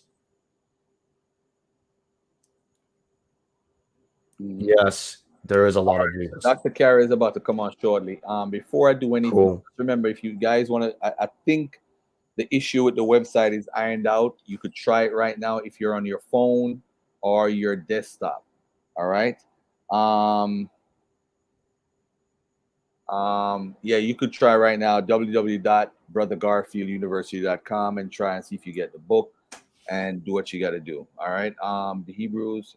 Yeah. Somebody just texted me a while ago. I say, I think I got some people asking about my channel. My channel is History Valley. You can look it up, Jacob Berman History Valley. So he's coming on, Garfield? yes, he'd be Okay. I'll be on it. Yeah, he'll be on in a minute. He just asked Cool. so you could share it on his timeline. Awesome. Yeah, I was thinking about cutting the show right now, but he called me just in time. All right. To get the book, brothergarfielduniversity.com. Do what you got to do. Let me see what else. What's your background, Jacob? You more specialize in the New Testament or the Old Testament? I specialize in both, really. I know a lot about both. And not just that, I've studied other religions as well. Greek, Roman mythology, Etruscan mythology, Mesopotamian. I like to study religions around the world, world history, and all of that. I get into that in my channel. And I don't get into the history of the other religions on my channel very often, but that's going to change soon here. I got to talk about other stuff. I can't wait to. Dr. Carrier. Hey. What's going on, man? Hello. Hello. Thanks for visiting me on my birthday, celebrating. I had a bunch of different people coming on earlier, and make sure Dr. Carrier comes on. Yeah, awesome. Happy let me birthday. ask you a question, by the way. Yeah. I'm going to ask you live. I'm going to put you on the spot. Are you willing to debate Brother Jabari on the Egyptian influence of the New Testament? On what channel did you say? Debate Brother Jabari. Yeah, sure. I mean, as with all debates I do, my rate is $150 an hour. So if people want to crowdfund that and do it, I'll debate it. All right, cool. Let me ask you this: how soon can you debate them? How soon do you have a time available? It could be like the same Zoom how we did it the last time. Yeah, it's generally my calendar fills pretty quickly, which is why it's hard to get me generally. So about 2 months in advance. So maybe, gosh, now I'm booked out pretty far out. Sort of like towards the end of September, I might have some avails. All right. Let's do it. I'm gonna reach out to you within the next 2 to 7 days and try to get a date down. Sure. Yeah. I'm actually gonna pay for it in advance for your time. Sounds good. Try to get Jabari because I think the community wants to see that debate. Cool. Yeah, definitely. All right.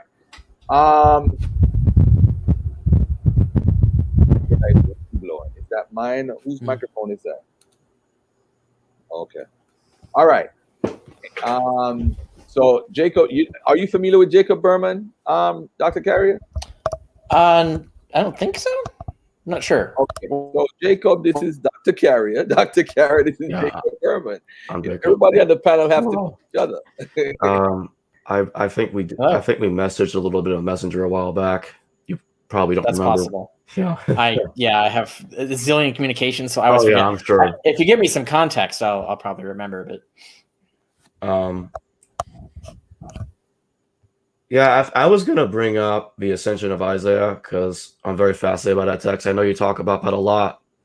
I guess what I wanted to ask is, do you think that the Ascension of Isaiah contains material that is pre-gospel, but the current form that we have is post-gospel? That's kind of retracting, like removing gospel material, trying to reverse engineer Pauline material, kind of trying to get it back into the Pauline thinking? I mean, I have thoughts, but as to what we can prove, we don't have evidence. The only evidence we have can establish that there was a version of this text that dates during the same period that the Gospels were written. So it's kind of coterminous. Now there could have been an earlier version of the text that might even be pre-Paul, because Paul quotes a line from it, it seems, but it's possible they both quote some other lost scripture. Do you know what I mean? Or the Ascension of Isaiah is quoting Paul.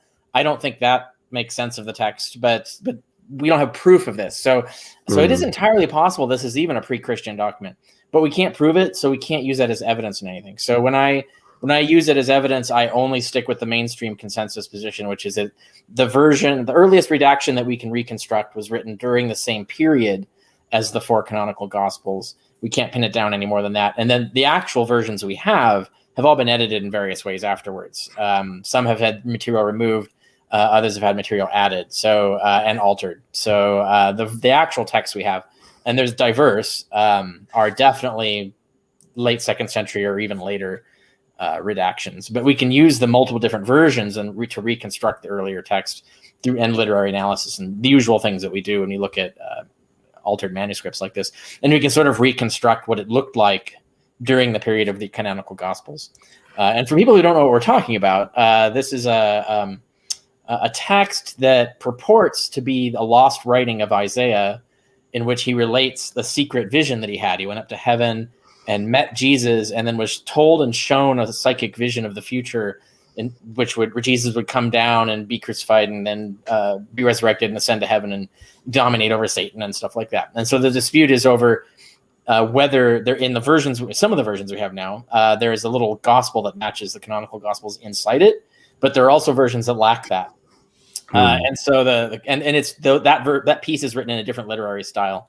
So that looks like it was added later. So the question is, what was in that missing section originally?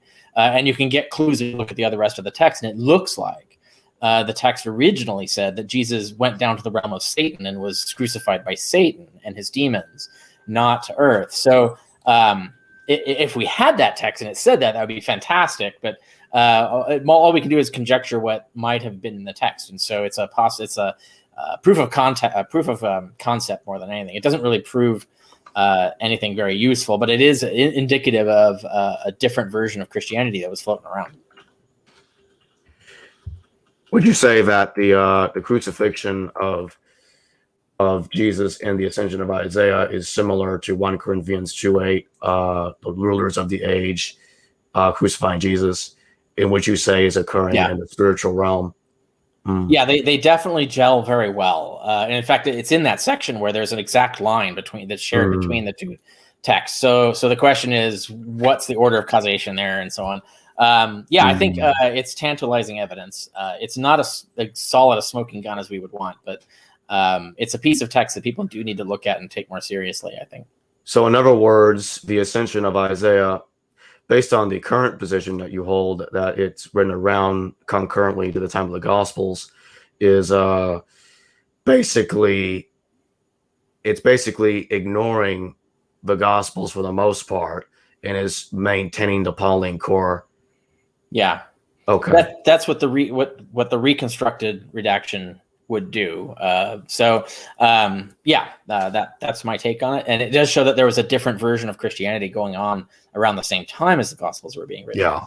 And then, of course, in my book on the history of City of Jesus, I go into other evidence supporting that the existence of this alternative version of Christianity, and maybe even arguing that it may be even going back to the time of Paul. So, yeah, I have that book. I like it. I always tell people it's a super useful reference book because there's tons of useful data in it, even if you don't agree with its thesis, right? So the book is still worth having and reading, and you'll learn a lot and have a lot of useful information out of it, even if you don't agree with the conclusion of the book. Yeah. Aha. All right, Garfield. Are you done drilling Dr. Carrier now? Yeah, for a moment. Yeah, I'm good. Dr. Carrier, you said something before about Cyrus and Isaiah 52, 53. Can you get into that? Because I don't know if it was on my show or another show. Oh gosh, talking about it. Yeah, recently I recall. Mhm. Right. The traditional passage, Isaiah 52 and 53, is very. It was a very seminal text for Christianity. They read into it their religion as a sort of secret message from God, predicting their message. They read the suffering servant there and the messenger, the anointed, as the same person, and therefore they read it as their Jesus, right? As predicting Jesus. When you look at mainstream biblical commentaries, though, and just any like the Hermeneia commentary series or anything, like they'll tell you like the original intent of the author of this, who wrote this text, was that the suffering servant is Israel. It's just a metaphor for the whole nation of Israel, and the anointed one, the Savior who rescues them, is Cyrus the Great. And there's actually a lot of other literature that shows that the Jews actually designated him a Messiah because he saved the Jewish nation, right? He ended the exile, restored the Jewish temple, and restored the Jewish nation. So he was sort of an honorary Messiah, basically, right? So so that was the original author's intent. It's this poem about Cyrus freeing the Jews that had long been suffering and so on. That was the original intent. But by the time you get to the era of Christianity, all of Judaism was rereading that text. Like even Talmudic rabbis are rereading that text as predicting a future Messiah, even a dying Messiah. They explicitly reference in the Talmud the idea that there's going to be a Messiah ben Joseph, Messiah son of Joseph, who's going to come and he's going to die. And then there's going to be the Messiah ben David, this Messiah son of David, who's going to resurrect him and then resurrect everyone and end the world and bring paradise and etc. And this was all based on a reading of Isaiah 52 and 53. So Messianic Judaism, even mainstream Messianic Judaism, was reinterpreting that text as meaning something else than it originally meant. So the Christians weren't out of left field doing that themselves either. There's a lot of Messianic movements at the time were using that passage to create and understand their own version of the Messiah. Okay. All right. So with that being said, now let's talk a little bit about Daniel. We just finished talking to Dr. Bowen, Josh Bowen. He deals with a lot of stuff with Daniel and the prophecy. Yeah. Mm-hmm. What do you feel about Daniel as far as him being the like one of the main go-to guys for Christians? What's your issue with that? I mean, that's the same thing, right? So Daniel is another text that was originally written for a different context. I have a whole article on it if people want to see it on my blog at richardcarrier.info, where I go into this is mainstream consensus that the book of Daniel was forged, or at least half of it, the key part of it that we're talking about that the Christians used, was forged in the 2nd century BC as sort of war propaganda. And it was referring to different people at the time. But it predicted the end of the world would happen right after the war, and that didn't happen. So later Messianic Jews, and we have examples at Qumran, are taking the text of Daniel and reinterpreting it and saying, well, it must have then referred to some other time. And so they're trying to guess what other time, how soon, when. They're trying to figure out like when is the stuff that it predicts actually going to happen. And so a lot of Messianism, a lot of Jewish Messianism was based on Daniel. We even have this attested in Josephus. He mentions this. So when Christians were also using it as a seminal text to define their messianism, just like Isaiah 52 and 53, and in fact, they're probably linking these two texts. They probably have interpreted them as referring to the same Messiah, the same figure, and are then constructing their whole religion around this assumption. And this is also a normal Jewish thing. It's called pesher. Again, at Qumran, we have examples where they take disparate passages from different parts of the Bible, stitch them together to create a new narrative that's sort of the hidden message that God meant for them to see. And so there's a lot of Jewish Messianic movements for doing this. Christianity is just one of them. So there's not even anything terribly unusual about what they're doing with the text to sort of reinterpret it as referring to their guy or their religion. Okay. Let me see. Jacob, you want to add something? Or are you good? Yeah. I think what I'll say is when Paul talks about, I suppose, what is euhemeristic attributes to his Jesus in Romans 1, Philippians 2:5-7, and Galatians 4:4 about the born of the woman, he became a man and the seed of David. Do you think Paul is trying to claim that someone in his time is the incarnation of Jesus Christ, or is that all spiritual in your mind? Like, how does that? Yeah. Well, play I out? don't think so, right? I think there's a 1 in 3 chance that that's the case. Is the conclusion I reach in on the historicity of Jesus. It is the next most plausible hypothesis in my view. So, so it is plausible that he is layering these metaphors onto some actual historical figure, and it might even not even been him doing it. It might have been the first Christians did it, and he's just picking it up and claiming it for as claiming the Gnostic knowledge, the knowledge of these things. So where he actually got this stuff, or whether he came up with it, is a different, complicated question, because we can't always trust that he's telling us the truth about where he knows these things from. But he claims he knows it all from revelation, right? Like Jesus himself talked to him and told him these things inside his mind, basically, or dreams or something, or he's not specifically clear as to how he hears the voice of Jesus, but that's what Paul claims. But anyway, I think the preponderance of evidence suggests that when Paul's saying those things, like the born of a woman is definitely an allegory. He outright says he's talking about an allegory, that these are women that represent 2 world orders, etc. And in his metaphor, like, we are also the children of Hagar, right? And if you want to become the child of Sarah, you have to become a baptized Christian. That's his whole point there. In Galatians 3 and 4 is it's only through baptism that you become a son of Sarah instead of a son of Hagar. And therefore you gain the inheritance. You get to inherit the kingdom and live forever, yada yada. So that's all metaphor. So that's there's nothing literal there. Even if he's talking about a real Jesus, even if he thought there was a historical Jesus about whom he's discussing this, he's just saying that he was born the same way we were, in the sense that he was born into the natural world order, subject to sin and decay and all of that stuff, and disinherited, right? And so, like, he had to do his thing, through atonement and all that stuff, that he became son of Sarah and got to live forever. And so if we do the same thing, we will have the same fate. That's his whole message. When he talks about born of the seed of David, ironically, I think he means that literally, meaning a semen taken directly from David, not a descent, not through multiple descendants, because he doesn't say descended from David. He says seed taken from David. And in fact, it's almost a direct quote of a prophecy in, I can't remember what book now, but Samuel, one of the Samuels. There's a prophecy, the Nathan prophecy in there. It's almost a direct articulation of that, where Nathan says that the child of David, like the seed taken directly from David's belly, will sit on an eternal throne. Now that prophecy didn't come true, right? That was a prophecy originally about Solomon, right? But it wasn't true. The throne wasn't eternal. It dissolved. There was a period there before Christianity arose. The throne wasn't there, so they had to be reinterpreting it. So I think that what they mean is that in order to make the Nathan prophecy not false, God stored some semen from David and waited and held on to it and then used it. And I think even the Gospels mean this. So like Matthew and Luke, I think they mean this too.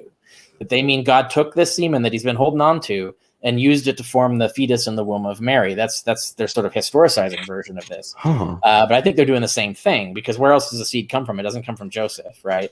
So how could Jesus be the son of David if we have this whole genealogy of Joseph, but Joseph doesn't impart the seed, right? So it doesn't come from Joseph. So so there's clearly some esoteric doctrine behind there that would have been taught that's just not explicitly in the text. And so I suspect it's the one I'm talking about. And I think that goes all the way back to the Pauline time, probably from even before Paul, whereas it was this imagined idea that God formed a body, a mortal body for Jesus out of the seed of David. And that's how Jesus was able to die and therefore atone for the sins and therefore gain victory over death. And so that's their whole narrative.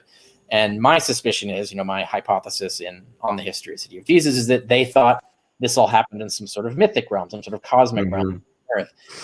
But it is entirely possible that they did map all this onto an actual guy who got himself crucified. That's not implausible. So both scenarios work, but I still think it's the same interpretation going on there, that they weren't claiming that he was descended, that he had a father that was the son of the son of the son of the son of David. I don't think that's what the Christians were claiming, even in Paul's day. Even if there was a historical Jesus, I don't think that's what they were claiming. I think they were claiming he was magically incarnated through some stored semen of David. And that's practically said in Philippians 2, where it says it existed from the beginning of time, and then he descends, and then he assumes a body, and therefore people see him as a human being, like he's perceived as a human being, etc. So that body had to come from somewhere. So I think it's the same ideology going on, running through all of these texts. Is it also possible that Paul could be conflating him with a man that probably wasn't executed, that he's claiming that before he was born or after he was born, he was spiritually executed? Do you think, is it possible that he's deliberately conflating?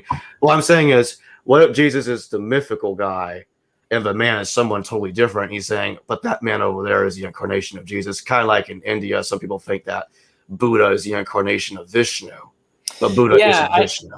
I myself don't think that's likely. I don't think it fits the evidence very well. However, there are scholars who've proposed that that there was an original Jesus story that didn't have the crucifixion, right? So there's a lot of like big Q advocates, or that one of their big things is this Q document has a ministering Jesus without a crucifixion, and the crucifixion idea was added later. So they're still talking about a historical Jesus, and they even might say that he was crucified, but that wasn't relevant to the original teaching, is what they're saying. I don't buy it. I don't think that the evidence really fits their theory very well, but it is a theory that real scholars do discuss, so it's not completely out there. And then of course Earl Doherty came along and went the further step and said, well, if we're going to say that, then why don't we just say that this wasn't even a crucified man at all, that was a whole mythology that was added on later.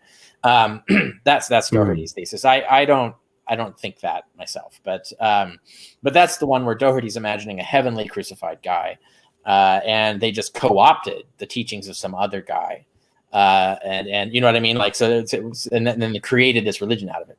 I don't buy that. I don't think that's what happened. But like I said, there are people who have proposed the theory and made a case for it. Cool. All right. You good? You don't think of some more stuff?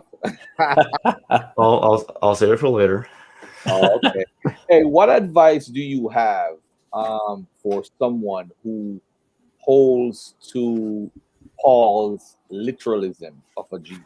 What's your advice to anyone, Dr. Carrier, who holds that he's talking about a real guy? Well, it depends on what theory they're advancing. For example, I've had several debates with Dennis MacDonald, and he's convinced that there was a historical Jesus who was actually crucified by Rome and so on. But he also agrees that the Gospels are almost entirely myth. And so we have a lot in common there. His position is entirely plausible. So there isn't really anything I have to say other than, yeah, that's plausible. But if you want to see why I don't think that, then check out my book on the historicity of Jesus, which is the peer-reviewed academic case for the alternative view that is not what they meant. So the only thing I would tell people is I think that there's some evidence that that's not the case. I think they're talking about a celestial being. But if you want to know why that is, and then it gets into the weeds of the complexity of the evidence and how you interpret certain passages and how you put them in their proper context. That's another big deal. My latest book, Jesus from Outer Space, is so called because people are shocked by my suggesting that Jesus came from outer space. But even on historicity, the Christians believe that. They believe that he was a space alien who came down and assumed the body of a human and preached and then died and then rose back to the stars where he came from. That's actually a mainstream view, really. But you only understand this when you understand how ancient Jews and ancient peoples in general understood how the universe worked. They did not believe that heaven was another dimension that's not located in our universe. They believed heaven was up there, that you could take a rocket to it if they knew what a rocket was, right? Like you could see it with a telescope if they knew what a telescope was. So they believed it was actually up in outer space, and that beings actually lived on the other planets and literally and would come down to visit us. That this was actually a standard normal part of their belief system. It's not at all. It's weird to us because we've forgotten all of the things that they took for granted back then. So that's part of what I mean is, like, people, when you look at what Paul says and what other authors say at that time, you have to put it in the context those people were writing in. They did not think of the world the way we do today. So you can't put your assumptions onto them. And that's the first advice I tell people. And if people want to see how to do that and what that looks like, that's what I set out to do in my book on the historicity of Jesus, is provide you with all that context. So you see, oh, okay, that changes everything. Because if that's the context, and these things mean different things than we thought they did. And so that's the advice that I would give to people. And then also look at the ancient Greek. A lot of people look at Bible translations, which do not necessarily faithfully represent what the Greek is saying. The Greek is much more interesting than what you usually see dogmatically represented in English translation. Mm.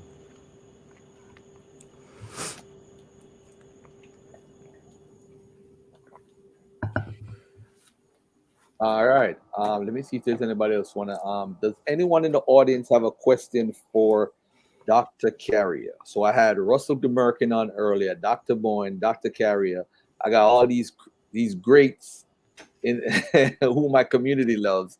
Let me ask you this about the whole Egypt connection, right? Mm-hmm. I know for years, I would be one of the folks back in the 90s when I heard it first, I was attracted to it. I mean, of course, yeah. Jesus comes from Heru and all that stuff. So I was definitely attracted to that. But why do you think that people who are ex-Christians need to have that feeling that it came from Kemet or came from ancient Kemet?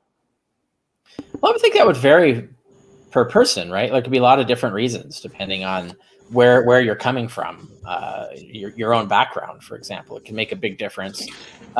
There's a lot of things like you can look at how, for instance, Native Americans reinterpret Western religions in a similar way, and so it depends on where you're coming from and what resonates with you. And the idea, for example, of Western white imperialists stealing everything resonates because we did that. so that it fits. Oh yeah, that's just what they would do, right? It's just, but the reality is more complicated. Culture is not the same thing as resources, for example. And it's more complicated than just white people, and so it's much more racially diverse origin of Christianity in reality when you look at the first 50 years of it. So the reality is more complicated, but we wouldn't know that, right? Because this is esoteric ancient history stuff. You got people who get PhDs study this stuff. The average person might not know it. And I remember before I went into history, I had read some stuff. I can't remember the authors now that talked about this kind of thing, and it sounded really convincing. I was like, oh, this is very interesting. And at the time, I was still super undergraduate, second year college, and I remember there was one. It wasn't Egyptian, but it was Baal cult, and there were a lot of these. There was a whole passion play narrative in Baal cult. Is that true? And I went like crazy trying to hunt this down, and even to the point of literally phoning professors of history in Finland and stuff like that. And it turned out the truth turned out to be more complicated and not as apposite as was told me. And once that happened, and a similar thing happened with Kersey Graves. And I read Kersey Graves' 16 Crucified Saviors. I fact checked it and found he had a lot of stuff wrong. And so it all sounded great until I looked into it. And then I realized it's more complicated. But when I say complicated, I don't mean everything he says is false. This is another key thing. It's that there are some true things in there. So if you take Egyptian religion, for example, I definitely think that Christianity is getting some influence from Osiris cult. I think that is true. And I can show specific examples of this. But they're not the things that people say. They're more abstract things. They're more general things. And they're not exclusively from Egypt. So some of the things are drawing from other religions. Like I think there's some Romulus cult in there. I think there's some Inanna cult in there. So I think they're getting ideas from a whole zeitgeist. And I'm not quoting the movie. I don't mean the movie. I mean the term like it actually means. Right. These ideas were all over. And some of them might have originated in Egypt and spread around. Some of them might have spread to Egypt. So because the Osiris cult I'm talking about is a Hellenistically influenced cult. It's a version that's sort of melting potted after hundreds of years of influence from the Greeks. So it's not like just purely unadulterated native Egyptian ideas, but it does come from Egypt anyway. So you've Syria, and you've got similar things happening among the Celts, similar things happening in Italy. And so this is a whole thing they can see happening everywhere. And what do you think when you see the same phenomenon, same religious ideas popping up everywhere? If you're a very religious person, you might think, well, this is a message from God. These people are all seeing a truth, but they're seeing it through a dark cloud. Like they're not seeing it accurately, but they're clearly seeing something. And what they all have in common must be the true thing. And then, of course, if you're a Jew, then you say like, well, then the Jewish version of this must be the true one. And so they just take that general, all the attributes that they see everywhere and apply their Jewish principles to it, messianism and apocalypticism and all of that. And what you get is Christianity. I think that's a completely normal anthropological explanation of Christianity. It fits exactly in the context and explains a lot of things. So I think that's the reality. So it's not that there's nothing came from Egypt. I think that it's not the kinds of things and not the kinds of ways that people who want to push this theory are often claiming. Nimrod and Narmer. What do you think about that? Someone is saying Nimrod is Narmer. Yeah, I can't comment on that. I haven't researched that. So Okay. yeah, I don't know. I mean, I've heard things like that. It's not implausible, but I haven't seen the case for it, nor have I looked at any of the arguments against it or fact checked it. So I can't vet it for you. And What about one of the claims Jabari made about the whole Paris thing? Because I noticed Yeah, when he found it, oh man, I'm telling that's you, a good example of a common thing that happens. It's not just Kemetic religion advocates do this. Lots of people have done this for lots of different things. Even like people who are taking Germanic religion and trying to interpret words that we use today as being references to ancient gods of the Germans. And and that's even better. Like that has more plausibility because our language is highly Germanic. Whereas it's not at all Egyptian. No, Paris, the name of the city Paris, it's weird, and the god are different. They're not related. They just by coincidence ended up spelled the same. Paris, the god, is a different thing, and that's a Greek Mycenaean antiquities thing. But Paris, the city, is named after the Parisi. It's the name of the tribe of the people who live there. So that and they weren't Egyptians and weren't practitioners of Egyptian religion or anything. So just looking at like words and because they look the same or sound the same doesn't mean they're etymologically related to each other. You have to actually go into the linguistic history and look at the expert literature and see what is the actual history of these words. Where do they come from? And a lot of words just sound alike by accident. I could go through countless words in any language that sound like English words that mean very different things, right. And they're not connected, right? So that's sort of like the whole methodology is not valid. It's not an expert way of how you do etymological history. You don't just look at words that sound the same and declare them historically related. You got to do a lot more work than that. And when you do, you end up with different answers usually. One of the hardest studies I've ever had in recent times is studying the terminology of the word dark, swarthy, black, in a Scottish, Irish, English thing. And it's very confusing because there's a gentleman in our community that teaches that King James is black. I'm sorry, that King James himself was black? King James himself was black. And the reason Okay. why I've heard of that. arguments. I actually know nothing about this, so I can't comment on this either. I don't know if there's a case to be made or not. I mean, so my field is ancient. My field is ancient Roman studies. So, for instance, it is plausible that Emperor Severus was black.